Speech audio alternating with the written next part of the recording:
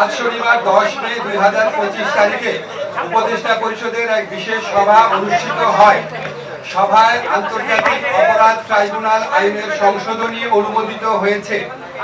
সংশোধনী অনুযায়ী আন্তর্জাতিক অপরাধ ট্রাইব্যুনাল কোনো রাজনৈতিক দল, তার অঙ্গ সংগঠন বা সমর্থক গোষ্ঠীকে শাস্তি দিতে পারবে।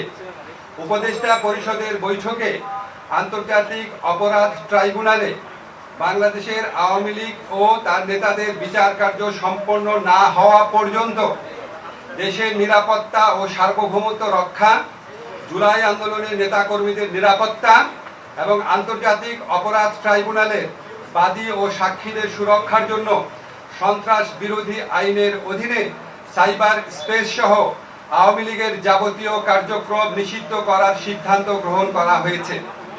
এ বিষয়ে প্রয়োজনীয় পরিপত্র পরবর্তী কর্মদিবসে জারি করা হবে। এর পাশাপাশি আজকের উপদেষ্টা পরিষদের বৈঠকে জুলাই ঘোষণাপত্র আগামী 30 কার্যদিবসের মধ্যে চূড়ান্ত করে প্রকাশ করার সিদ্ধান্ত গৃহীত হয়েছে। ধন্যবাদ।